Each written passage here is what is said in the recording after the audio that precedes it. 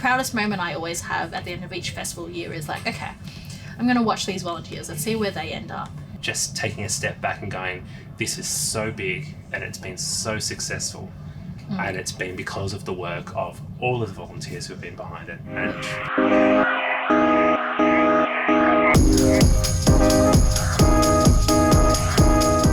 So hi everyone, and welcome to the final video for Pint of Science Australia 2021.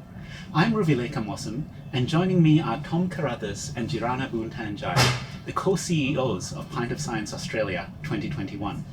So Tom, Jirana, welcome. Thanks for having us here. Yeah, I'm really excited to have our last episode of Pint of Science and be all here together. It's great. Yeah. So we're sitting in the beautiful King O'Malley's pub in Canberra, and you specifically requested this place. Is there a reason for that?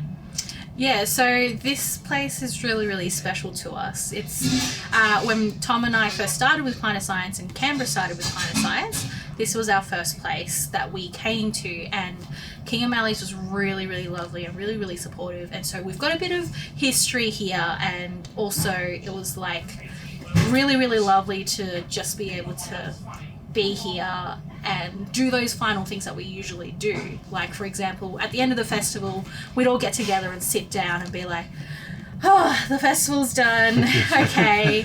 We'd have like our final beverage for the night before we head off, at like 10 p.m. at night. So yeah, I think also it was really important to us to be looking forward to going back into the pubs again, right? Yeah. And so it seemed to make sense for us to come here for this last one. They've always been so supportive of us, and I think this is true for many of the venues around Australia, where they've been able to. So King O'Malley's has supported our volunteers by giving us food and drink on the night. They've given us this nice space that's for the festival to actually be held. And I think any of those kinds of things where you've got local pubs supporting such a local initiative like Pint of Science, it's just fantastic. Yeah, and hopefully we can all come back here sometime soon. So how big has this year's Pint of Science been? It's been bigger than I perhaps anticipated. Yeah, so we had over 1,000 people register for tickets, and although tickets weren't necessary this year, it was really valuable to see that number grow from last year. And I think a lot of things that our volunteers and us were really concerned by was that, well, a lot of people have got Zoom fatigue right now, and in the current climate that Australia is in, there's a lot of people who are out of lockdown, but there's also people who are on the border of being in lockdown. And so everyone's like, well, why would I stay at home when I can now be free in the world? So it was very valuable that we were able to still get this product out there and that people were engaging with it. I think that was something that was really good about this year. We were able to find a number of projects that gave very different types of experience. And so that then meant that people were able to engage in different ways. There were podcasts, there were Pint of Science like this one. I think we had over 4,000 views on YouTube. Wow. Closer to 700, I think that translates to about 700 hours worth of people watching content this year. And so that's, and of course that's only going to grow, right? Yeah, so because it's sitting on YouTube, perhaps a little bit unlike what it would be in a normal Pint of Science, those videos are there. And there's a lot of the scientists who got involved were like, oh, where can I find it? I really want to be able to share it with my cohort. I think one of them wanted to share it with their parents who aren't able to in Australia. Yes. Yeah. Yes. This is perhaps something that wouldn't have been possible when we were in the pubs. It's been a lot of fun. Yeah. So maybe some good things will come out of this virtualization. So what was it like for you, the countdown? Did you know you were going to be virtual for a long way away, or was it a quick thing? Well, so last year we went virtual just in time, just before COVID started. I think it was a week before COVID lockdown happened. We had to go we decided to go fully virtual. And so after that decision last year, this year we were like, well, what do we do? I think we made the call back in December or November. Oh, no. We made it in January. We made the final call in January, but in December we were like, oh, Christmas is about to happen. We don't know what's going to happen. And in Australia, although we had a few cases, there weren't many going around. But if you remember, Christmas, we did have an outbreak just a couple of days before Christmas, and then at New Year's there was another little outbreak as well. And so it just reassured us that in terms of our risk associated with how much effort the volunteers go to prepare a Pint of Science, that cost is phenomenal. Right, there's just so much work that goes into running these things, and it just felt completely unfair of us to just choose to have to cancel if something like a lockdown happened and whatever. Had we done anything in pubs, there was this very high chance that in a second we would have to flip and cancel an event. And with our in-person events, we charge for the tickets because it does cost us money. And so I think we would have lost even more money this year had that been the case. And it's been a financial cost. I mean, all organisations have had some impact. Some have done well out of COVID, of course, like the Amazons have. But yeah, we're community-based. We're based on philanthropic donations from universities or sponsorships and those kinds of things. Those partners who would normally support us, they're the ones who are bleeding at the moment in terms of their financial space. So it has been, from a financial perspective, it has been hard for us over the last 24 months. But I think we've done okay to keep our nose above water, and fingers crossed we'll be able to keep on going. And I don't know, maybe someone over there is going to donate us, give us a whole bunch of money to be able to make sure that we keep on going. But yeah. Or for those who don't have a lot of money, you know what you can do. Buy some merch. Buy some merch. You can probably donate. I'm sure as we're saying this, there's probably a link coming up on the screen right now. Yeah, look how great this pen looks. Yeah. So, what was your path? How did you get involved with Pint of Science? I moved down to Melbourne after I finished my degree, my Masters of Science Communication degree that both Tom and I have. I moved back down to Melbourne trying to find a job. And so while I was down there, I was like, oh gosh, I want to get some more science communication in me. What's around? I didn't know what the science communication community was like in Melbourne. And then Pint of Science came out and they were looking for volunteers. So I was like, oh yeah, I'll be able to meet some new people and kind of get that knowledge going. And so I joined, and then I had the first meeting, and then like 2 days later I found out I was coming up to Canberra to work. So I was like, sorry, I have to leave you all.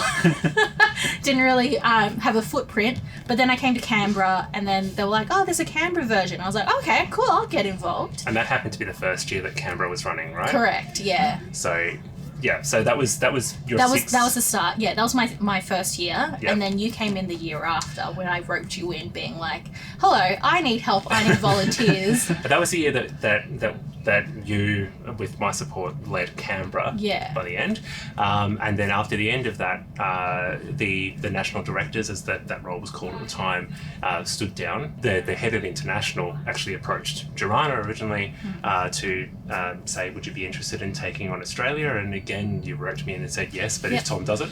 And so, and I think since then we've made it really, really clear that we want it to be very, very evenly, like co-CEOs, where the responsibility is 50-50. Well, yeah, and don't forget that the reason why we changed the name as well is because of how we've grown this organisation and how we've adjusted it as well. So when we first joined, the national body for Australia was made up of 3 individuals, the 2 directors and the treasurer. That was it. And every city kind of had their own little control of, go do what you want, just make sure you pay us a bit of money to make this festival happen. And so when Tom and I were working in Canberra, we noticed a few little quirks that we were like, oh, that didn't really work for us, or the money we were getting for them, we weren't allowed to be spending it outside the ACT. So that was very challenging to be like, okay, National, please take our money. So when we came into charge, we were like, no, we need to change this model because it's not going to work for all these organisations who are going to give us money. So then over Specifically time, from a sponsorship perspective. Yeah. And, there were a lot of other things that added into our decision to change the structure. We took inspiration from a federated model. So it meant that We're we really had... strong public servants, aren't we? Well, I just come from Inspiring Australia, and so I borrowed, I think, all the best parts of what the Inspiring Australia Network does in Australia, where there is a central national space, and then there is state-based hubs, and then there are then local hubs of activity that happen off that. And so what we decided to do was we modelled ourselves a little bit on that with developing a central team and that central team then played a supportive role for all of the cities or the regions, and those then cities would have multiple venues. And so by creating that kind of structure, what it meant is that we were able to get a hold of a couple of really key people. So I'm thinking, for instance, Gino at the moment, who heads up our ICT team in Central. His particular expertise was then not just helping out the team in Hobart. He was then able to be a whole lot more valuable to the entire of the organisation, as well as play a mentoring role for lots of volunteers across the whole of the country by him sitting in that central space. And then he was helping train up people who were in Sydney or in Perth or whatever it might be. And we did the same thing with communications. So this year we've got Amy Chen, who is the head of our communications, or director of communications this year. She's got a huge team of volunteers who have been working their butts off for this particular festival. Definitely reference Camille Thompson, who has been our treasurer for a couple of years now. She's been actually the lead behind Pint of Science this year as well, and to try and find some space for her to be able to get all those podcasts edited and stuff. We've also this year recruited a small finance team to support her out as well. And then we've got Chanel, who heads our executive support team, and she's a really interesting case as well, because she came up through the ranks as well. She was a volunteer a couple of years ago, and then she became city coordinator, and now she's like, you know what, I want to help the whole national team. And so she came into that central role at that point in time. And has effectively become our chief of staff this year, yes, right? Yeah, so it's actually a really fantastic little story, just looking at how she has gone through that process. But she also has a team of there's about 5 who are in that team who are helping out just from it's not just admin, but it's also coordination and project management and all that kind of stuff. I'm thinking also Kaz down in Melbourne, who's she's our merchandise whiz. She has now, we're at the point where we need a storage unit to hold all of our merchandise. So please buy our merch so we can give up our storage unit. Please buy the merch. So Kaz has been so amazing. She's got this whole, storage unit. She's got a setup, and she's the one that's sending out all of the merch that everyone's going to be buying. And really professionalise that whole process, right? It was just something that you and I, mostly you, just kind of did from the kitchen bench. My dining table. But then Kaz has actually developed a few more systems for us to be able to coordinate with a bunch of volunteers jumping in. So we've got Fiona as well. Of course, yes. Who is our, we've called it Doing Better, because ultimately that's what we want that team to be doing, and Pint of Science to be doing, is doing better. So her role is all about facilitating that diversity and equity, inclusion, accessibility, and kind of evaluation and analytics. You can't know if you're doing a good job if you're not doing evaluation. So I think that's why Doing Better was much better than an acronym that had 7 different words in it or whatever. But really, really important part of I think has been fundamental to our vision for Pint of Science, right? Yeah, and our vision for that future of Pint of Science is, how can we make this a sustainable organisation? How can we take it to that next level? And you and I have great grand plans for what we would love to see Pint of Science turned into. One of those is a fully supported and funded program. But there were so many things that Tom and I would love this organisation to become, and had we been able to be full-time paid employees I should say, we would be able to get it that little bit closer. And I think Doing Better is our steps to get there in the meantime, but also thinking to the future.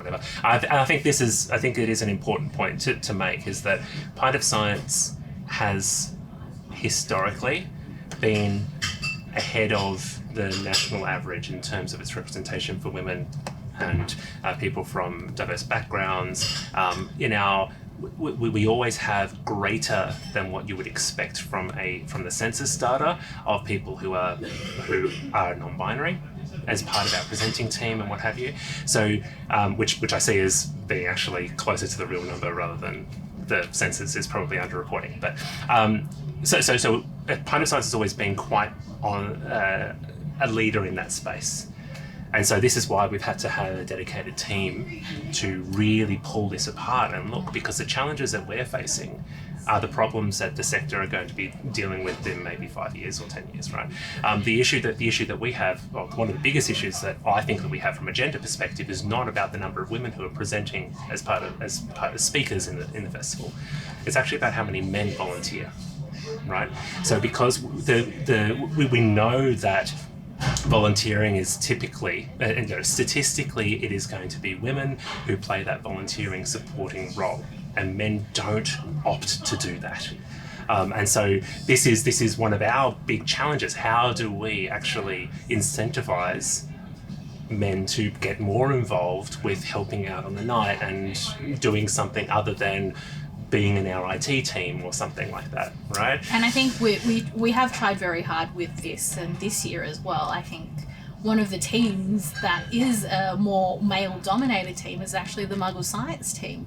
Yeah. If you look at all the volunteers, I think there are a few female-identifying individuals, but that team, I think, is our big male team. It wasn't intended, and it wasn't. And it doesn't mean that we've got there, of course. But I think this year, going online, we have actually started to be able to blur some of those typical "what does a volunteer look like" things, and I think that is a success. Yeah. I hope we've answered your question. Sorry, I think we went on a bit of rambling. No. So one thing that really struck me from that, though, was you mentioned, when I think of science communication, I imagine people talking in a pub, but it was this big behind-the-scenes modification of all the organizational structures that do achieve a lot more with the same amount of people and the same amount of funding. So what other kind of unusual or unseen skills do you think that you have that go into making this a reality? So in the field of science communication, I think a lot of people are like, science communicators, they're journalists. They are the people who are on social media right now. They're the famous trendsetters who are, like all the famous people on TikTok and stuff being like, yeah, science is amazing. But there is also all the behind the scenes stuff, and so there are people like ourselves within Pint of Science who we've got video editors who are editing film who, they hear a scientist talk and they have to edit it to be strategically favourable for the scientist as opposed to strategically favourable for the media story. But then you've got people like Tom who have this video, what's the word I want? Production. Are you talking about video production, my work? You're the one who's behind the camera, who is helping the scientists communicate in a way that is effective, and is not misrepresenting the science, and is not allowing the peculiarities of the language getting in the way of what the actual behaviour change needs to be. And so there's as you're saying, there's this broad profession in finding ways to be able to communicate that properly and support people in getting that message across. And then when you come on to the other side of that is also the people who are helping to organise events or, providing the opportunity for scientists to get out there and practice those soft skills of how do I communicate and communicating to different audiences. And I think that's kind of my background that comes into play there of like wanting to be able to put on all these live events that aren't just appealing to the audience, but also helping the scientists have an opportunity to practice those skills. And so between the two of us, you have all this live mixing experience. I've got a bit of that audio experience that kind of comes into play. And together we're able to like organize these pretty amazing events that, they're not just a Zoom call. And to support the team in learning how to do that as well, right? So that's been fundamental. That's our view of what the strength of Pint of Science is. It's our impact personally can only be to the number of events we run, or if we run one training session for 10 people and they all run 10 events, all of a sudden we've now impacted 100 events, right? And so that kind of idea of train the trainer or like accidental learning, that's probably one of our biggest successes, because that then leads into a whole lot more impact, a whole lot more value when we get a volunteer come to us and say, hey, sorry, I'm not going to be able to volunteer next year because I'm going to do this other project. And that's like, well done, good luck, brilliant. Be like, if you're going to go off and do a National Science Week event or something like that using the skills that you've developed at Pint, then done, huzzah, it's perfect, right? Yeah, that for us is like a tick box. Yeah. So the impact goes beyond the festival. It's like human knowledge and know-how you build up, and then they go off into Australia and all the world and do great things. Yeah, exactly. Like, and this is really the power of volunteering with any sort of organisation, is that if you're trying to build up your CV or if you're trying to learn a new skill, it's hard to get a job to learn a new skill because they're not going to hire you unless you have the skill. And so I think that's where volunteering can be quite valuable, depending on the organisation, I guess. You know, you can volunteer for Pint of Science. But in any case... And you can also buy merch and you can also donate. Yeah. But like, so with us, for example, like, yeah, we're quite happy that we get volunteers who are undergraduates or just postgraduates who haven't experienced the real work world, so to speak. And they come with one set of skills, and we're able to mould what experience they do have into soft skills or hard skills that are able to help them get their next job that they want. And we do get a lot of volunteers who come through. They're like, I want to get experience in this is why I'm joining. We're like, great, okay, team management, cool, we'll put you as a team leader and we'll support you from the back end to make sure that you're able to achieve your goals. We still get our goals, and then at the end, we've had a few of them who have actually ended up becoming team leaders in their own teams. In their own professional organisation. Yeah, sorry, professional. Yeah. And So- I think that is the consistent story that we've started to get to see, right? After being with the organisation for 5 years, we're starting to see the outcomes of that. There are a couple of key volunteers that we had back in Canberra, even just in like 5 years ago, that we're so proud of seeing their progression. And I think this is this equipping space where people are able, where it's safe for them to fail. It's fundamentally safe for them to fail, which means that they can strive for something bigger than what they think they could get to. And if they do stumble on the way up, that we have got a central team of people who are able to swoop in and help just get over that little stumbling block. And that means that the project doesn't die and they're able to continue on, and then they have this major, like, big success moment, right? And that then equips them to be able to next time not need that support. And that, to me, is what we've been trying to do with Pint.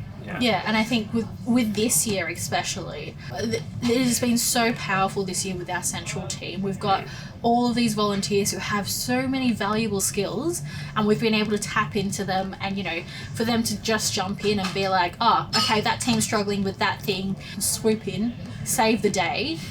And just like, and it's not taking over the whole thing, but it's that little stumbling block that could have stopped all of the progression that happens afterwards. And I think that is the fundamental point. Yeah, and so we are so thankful to that central team this year. Like, I think this year we've been able to really take a step back and just be like, oh, a thing happened? Oh, okay, I cool, didn't even great. know that campaign was happening. Fantastic! Like, yeah, it's been amazing. So if someone wants to be a part of this amazing experience, maybe for 2022, how do you get involved with Pint of Science? So the easiest way is to always just have a look at our website, pintofscience.com.au. There will always be something there that will help guide you to the right spot. So we may not be doing an active call for volunteers at the time, but there is a contact form there that you're more than welcome to register your interest that you'll want to be involved in future.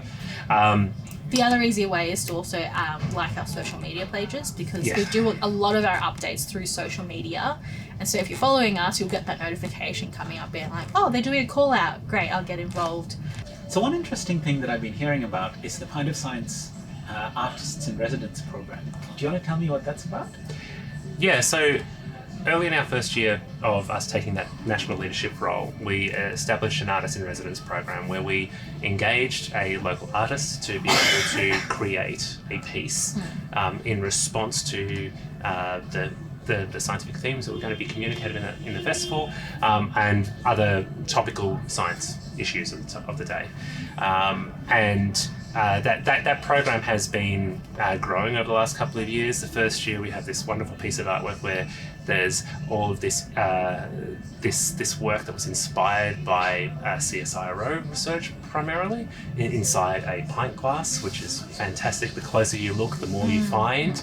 The next year we had something that was more marine biology influence with our favourite little octopus trying to crawl out of a pint glass. And then 2020, we ended up going online. It was a brand new thing. One of our graphic designers happened to say, "Hey, do you want me to sketch up some artwork for this year?" And all of a sudden, that's where Quentin the koala and all of their ISO friends in their space suits, so that they could stay COVID safe from each other. They turned up, and that was a huge effort. They went for I think it was 3 days from concept to completed artwork. It was phenomenal. They smashed it. And so that was 2020, and then this year, which is this one, is a piece all inspired by the Ban Ki-moon quote. We can't have a plan B because there is no planet B. Well, this is all about planet B-E-E with 2 E's. And so that's been something that's been really exciting. And I think what are the keys for me is the facilitating the relationship between the artist and the science research. So for instance, using this particular artwork as an example, we were able to facilitate a one-on-one interview with an entomologist from Western Australia with the artist who's based in Melbourne. And it meant that they were able to discuss some of the key concepts that Fido was putting into this artwork. And the entomologist was able to say, "Oh, well, this is actually a really cool story for you," or "This is a thing here." And the simple things of just making sure that the bee people have got 4 wings rather than 2. So it means that they're scientifically a little bit more accurate rather than being flies. They're actually bees. That kind of thing is really, really fun. And so that's been the whole, I think, the crux of the program. And I think a lot of people have really, really been enjoying the artwork. And I think something we try to do with any artist in residence is that with the artwork they create, it has to have many faces to it, trying to showcase that science isn't just black and white. There's a lot going on, and there is a lot there that is labelled science, or things that we wouldn't usually label it as science, but it is. And I think a lot of the artwork and all of them have some way of demonstrating that and showcasing what Australian research is happening right now. So for example, if you were to look up Fee's artwork on our website, we've got an artwork page, and on it highlights all of the different bees that are in there. The Australian the native bees. Peoples, The beeples. The beeples, that's right. And each one of them is doing some sort of science. So, and it's talking about some of that science research there as well. There's a bee with a backpack because there's a scientific research paper of people putting backpacks on bees. And so I just love the fact that that's a conversation starter for people. Similar to how we did it with our merch back in the day, where we used to have coasters, and our coasters would have, questions on it, or quiz questions, just to spark that conversation. So I hope that people who are able to buy these shirts are able to, have a bit of fun with them. Yeah. That's really cool, bringing together scientists and artists to find new ways to explore and communicate science. Definitely. So how many volunteers are actually involved in Pint of Science, and how long ago have they started preparing these 2 weeks, and what have they been up to? So this year in Pint of Science, we had closer to 100 volunteers. In the past, we've had roughly about 200 to 300 when we were doing in-person events. So having 100 volunteers for an online festival, holy moly, that's a lot of people. So they've been preparing since about January. Now, usually with Pint of Science, we're preparing since September, October, when we're doing in-person events. But this year, because of the potential... We wanted to delay the decision. We wanted to really delay the decision about whether or not we went into pubs or not, based on how well we could predict what was happening with COVID. And because we really did want to go into pubs. It is totally. We understand that, having that local, being able to interact with people, lots of people enjoy that. And, with everyone being in lockdown previously, it would have been such a valuable thing to be like, oh, okay, novel thing, back into pubs. How great is this? But yeah, we couldn't risk it this year. And I think just having that ability to make that last call before everyone put in all this work into, hiring a venue, and then us having to cancel in the last minute. And we didn't want to put venues through that either. So we started the call out in January and started teams going. And then it went into chaos of trying to organise it. It got busy very, very quickly. But we got there in the end. Usually we have promotions that last us for 6 weeks when we do our ticket sales, but with us being online this year, we had about... That was crunched into about 2. Yeah.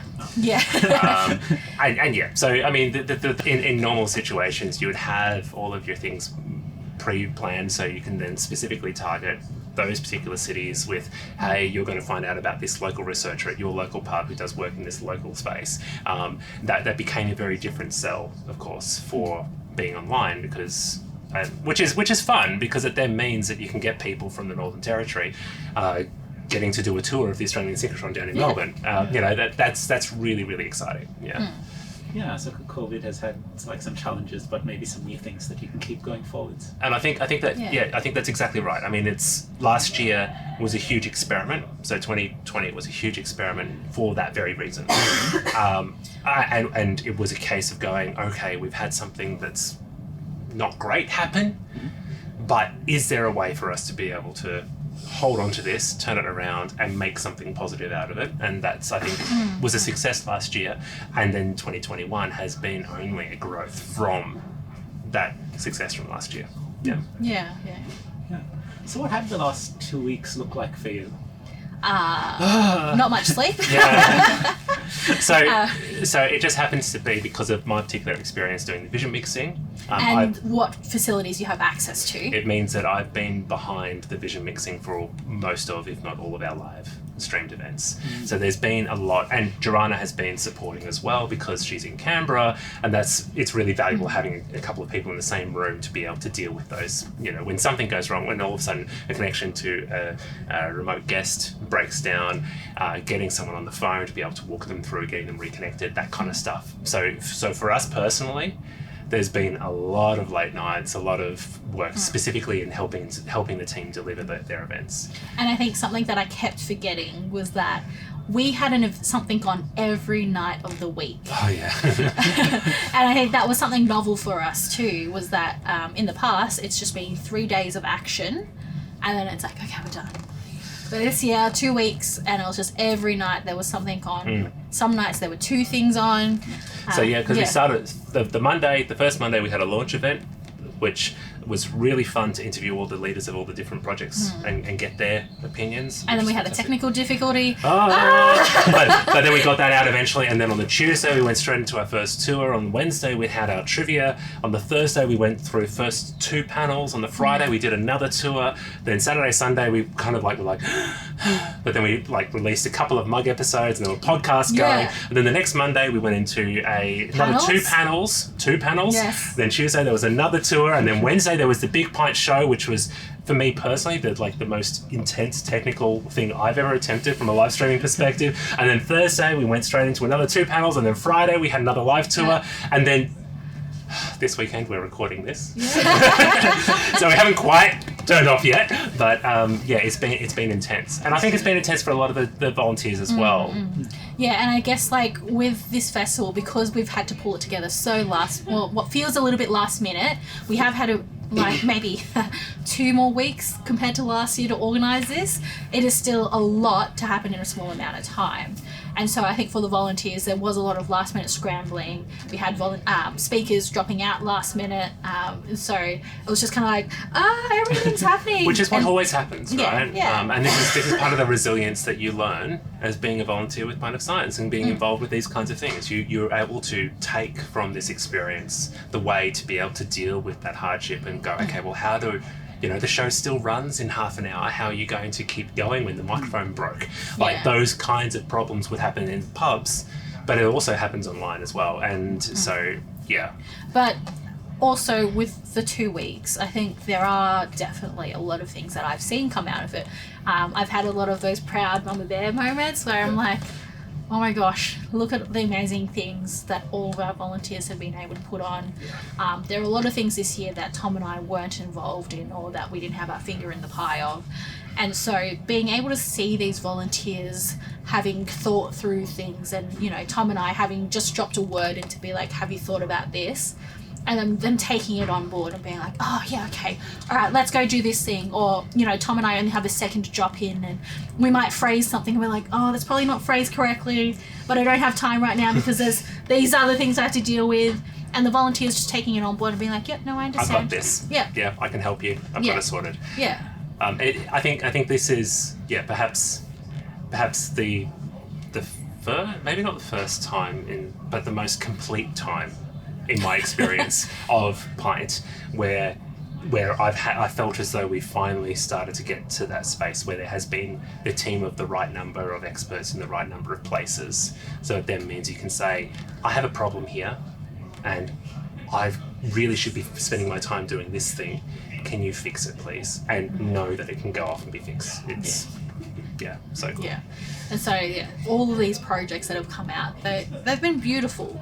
And it's just so lovely to see like all of these ideas come to light and hitting those goals for us. And for us especially, we've been able to see the behind the scenes of the speakers. And so for all the panels, for example, you've got all these scientists from across Australia interacting in the one space. And at the end of the session, usually what would happen in the pub, you sit down, you have a little bit of a chat. The scientists might get to know each other a bit more, but that's only 2 scientists. With our panels, there's 4 of them, technically plus 5. Plus an MC, with the MC, And so they'll be at the end and be like, that was really cool. I need to find out more about your science. And they're like, hey, do you want to go have a drink or something? We should go to the pub together. And I find out one of them's from Darwin and the other one's from poker. And they're like, well, okay, we'll put that on the cards for us next time we catch up. Yeah, next time we can travel, this is what's happening. But I think that has happened. We know that happened at least once last year. Maybe it might happen again this year, where actual science research collaborations have stemmed from their involvement in Pint of Science, which has been kind of cool. Yeah. So on that note, what kind of things are you proud of that Pint of Science has achieved this year? So many things. I'm just phenomenally impressed and proud of the work that the volunteers have done and the success that they've had. Right? It goes beyond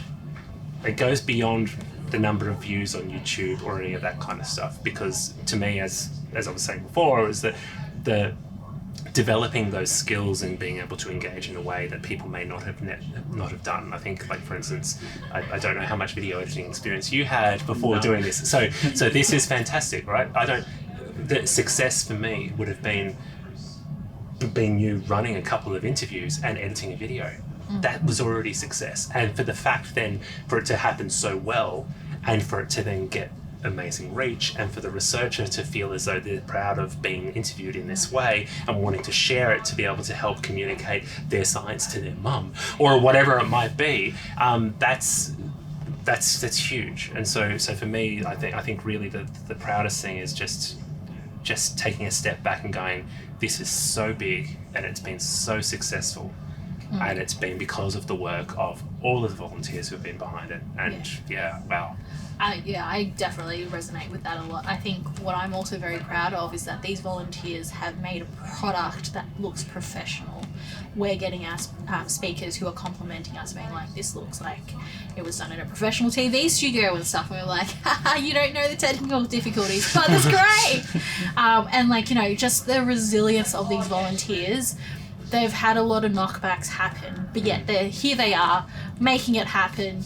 And I think that is just amazing to see. And I think the proudest moment I always have at the end of each festival year is like, okay, I'm going to watch these volunteers and see where they end up.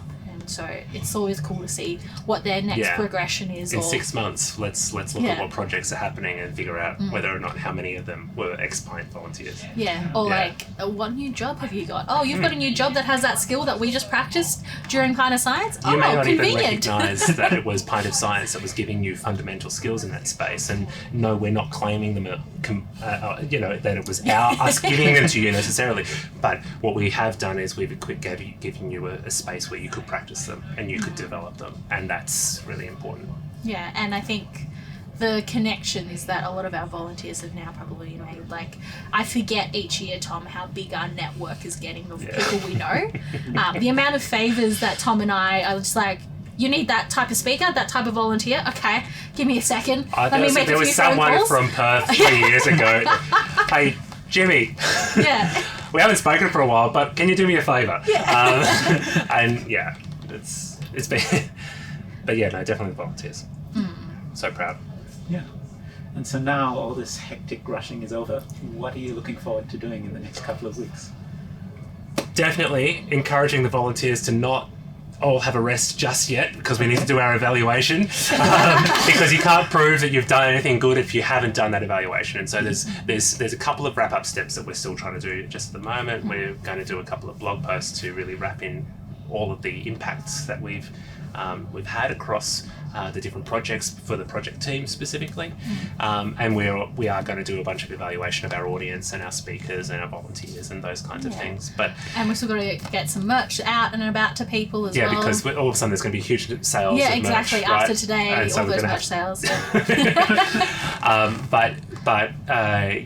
But hopefully we're going to have a bit of a catch up with all of our volunteers early next week as a bit of a farewell huzzah that it's all done, and it will be exciting to be able to have a bit of a rest, take the pressure off just a little bit, and then look forward to what might be if we go into the future. Yeah, I think for me, after all of that happens, I'm really looking forward to doing all my crafts. Yeah. I'm a very crafty person and I enjoy that side, so that and cleaning up my house, because everything's been put on hold because, you know, we kind of get home and it's like, well, I could spend my hour cleaning or I could spend my hour doing Pint of Science work, and so a lot of the time Pint of Science trumps, because I want to be able to be there for my volunteers when they're like, I don't know what's going on. So that's kind of a thing. But I need think, to go buy new shoes. Yeah. Like those are the things of getting that I haven't done. Yeah. And so I think for me also is finding an opportunity to come back to King O'Malley's and just like chill. Yeah. So I think that's on my list of things to do once Pint of Science finishes. Yeah. And at the risk of making you a bit more stressed, what can we expect from Pint of Science 2022? There is, it's an interesting one. So the reason I say it's interesting is, well, currently Melbourne's in a lockdown, and we know how much notice they got given, which isn't much. We're in a space where we don't know what the future is. Like there's a huge chance that we will be in a very different space from Australia's perspective in terms of how open we're able to be with going into venues for planned events. I'm hopeful and optimistic that we will see a huge uptake in vaccination in Australia, and that the vaccine will be successful in helping break the pandemic globally. So I think from a selfish perspective of like, what would we like to see for Pint of Science? Yeah, cool. We would love to be back in pubs. That would be like really, really awesome. But with that being said, we've also had all of this amazing online content and seen such value in that as well. Is that the continued future for Pint of Science? I think probably not all to be online, but having a hybrid would be really, really fun to see. I don't think there's going to be a Pint of Science in future that won't have something online. Yeah, I think it allowed for such different reach, and the amount of times that when we were doing in-person events that they were like, is this being live streamed somewhere, you know, I want to catch the talk happening in Melbourne, but I'm in Perth, you know, like, what can you do? Can you make it happen for me? And so, there is the adulting version of this conversation of me, which is saying, I don't want to be the COVID hotspot from a science festival event. And, you know, we need to manage all of those risks and stuff. But then there's also me as a punter who's like, you know what, I would love to see it in person. But I also really enjoyed the online content. But I get that, you know, there's a bit of everything. I know that we had a customer who was watching from their hospital bed. Yeah, so, and I mean, those are the things that you can't emulate without having done it and being brave enough to try. Like the winning team of our trivia, they were actually spread out over a couple of states, I think it was, or maybe it was the Big Punch Show. I can't remember which one it was. But that kind of exciting aspect where you're able to engage with something with your family who live like 600 k's away or whatever it might be, you know, why wouldn't we try and capture that on some level? Yeah. So I think like the last 2 years have been lots of fun to experiment and try something that was very much outside the Pint of Science bubble of in-person events, 3 days, 3 scientists or whatever, 6 scientists actually, but you know, we've had this chance to explore. Now how can we use both of our learnings to support what Pint of Science can now become. Grow once into again, its grow future. into, yeah. The new normal. Yeah. And yeah, as you mentioned, even though the festival is over, all of our videos are still on YouTube, and you can go and see all these amazing things and places that you might not have had the chance to do. So thanks very much, Jirana and Tom, for being here and all of the work that you've done throughout the festival. And thanks to all of you for tuning in and watching, and in the future check out our videos, buy our merch. So I'm Ruby Lakemossam, and this is the last video for Pint of Science Australia 2021. Thanks for being here.